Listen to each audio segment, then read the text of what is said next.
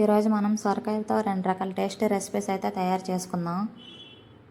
ఒకటి ఎంతో రుచికరమైన సొరకాయ పచ్చడి, మరొకటి పెసరపప్పుతో చేసే సొరకాయ కర్రీ. రెండు అన్నంలోకి కలుపుకొని తింటే చాలా రుచిగా ఉంటాయి. మరి ఆలస్యం చేయకుండా రెసిపీలోకి వెళ్ళిపోదాం. సొరకాయ పచ్చడికి కావలసిన పదార్థాలు: సొరకాయ, ఆయిల్, ధనియాలు, జీలకర్ర, పచ్చిమిర్చి, వెల్లుల్లి రబ్బలు, టమాటాలు, రుచికి సరిపడా ఉప్పు, పోపు కోసం ఆవాలు, ఎండుమిర్చి, వెల్లుల్లి రబ్బలు, కరివేపాకు, జీలకర్ర, ఇంగువ. సొరకాయ పచ్చడి తయారు చేసే విధానం: స్టవ్ ఆన్ చేసి పాన్ పెట్టి ఆయిల్ వేసుకోవాలి. అందులో జీలకర్ర, ధనియాలు, పచ్చిమిర్చి, వెల్లుల్లి రబ్బలు కూడా వేసి ఫ్రై చేయాలి. బాగా ఫ్రై చేసిన తర్వాత పక్కకు తీసుకోవాలి.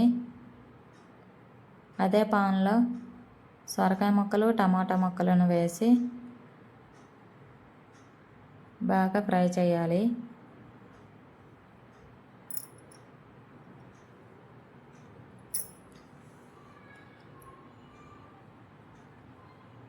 ఒక 10-15 నిమిషాల వరకు ఫ్రై చేసిన తర్వాత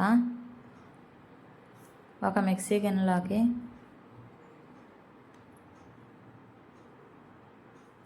ముందుగా చేసుకున్న ధనియాలు, పచ్చిమిర్చి, వెల్లుల్లి రబ్బలు, జీలకర్ర అవి అయితే అందులో వేసుకోవాలి.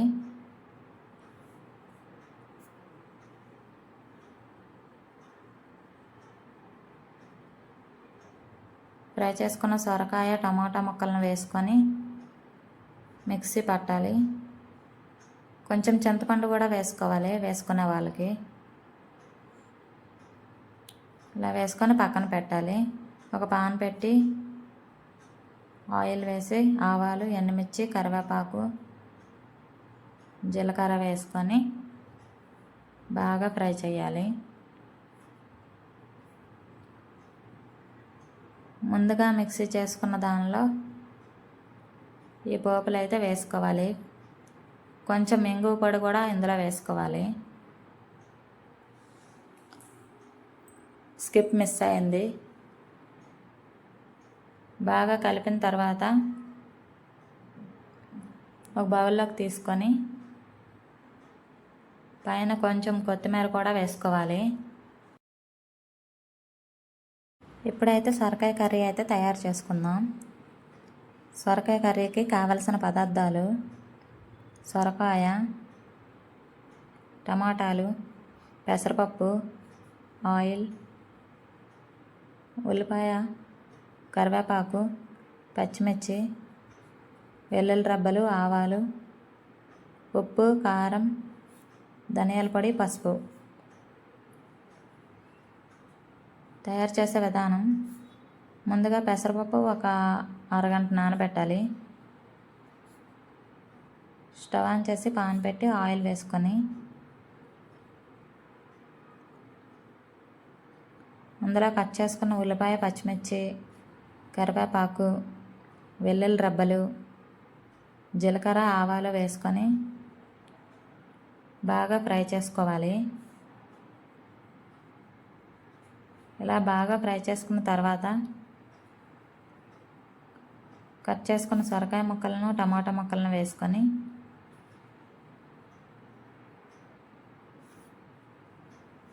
ఫ్రై చేయాలి.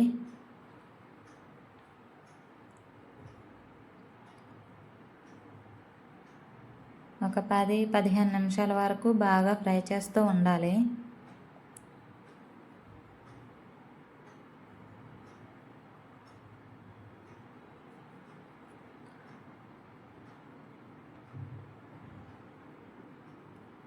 ఇలా ఫ్రై చేసిన తర్వాత ముందుగా నానబెట్టిన పెసరపప్పును కూడా వేసుకొని కలపాలి.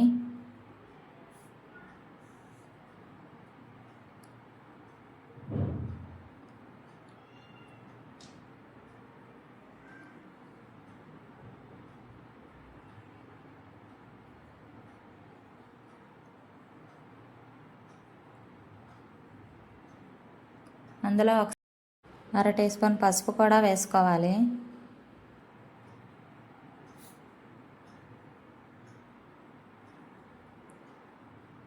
ఇలా పసుపు వేసిన తర్వాత బాగా కలపాలి.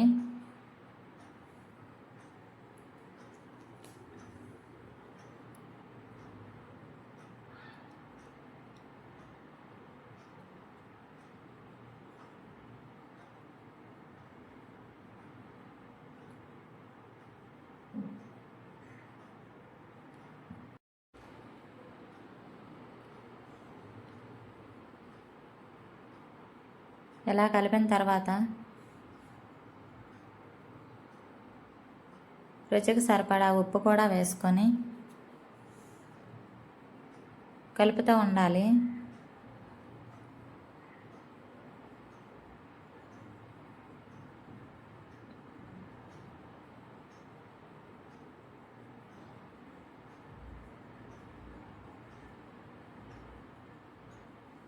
బాగా కలిపిన తర్వాత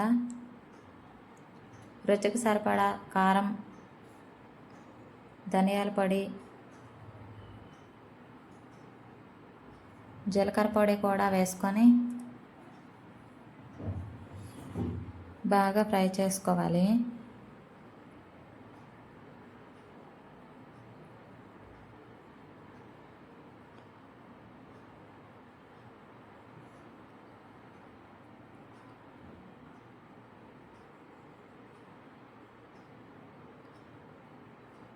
బాగా ఫ్రై చేసుకున్న తర్వాత అందులో కొంచెం వాటర్ను కూడా యాడ్ చేసుకోవాలి.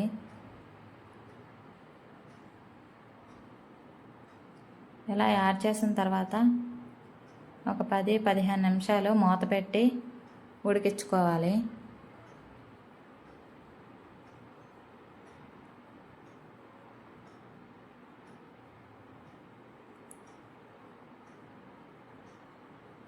ఇంకా మూత తీసి కలపాలి. బాగా కలిపిన తర్వాత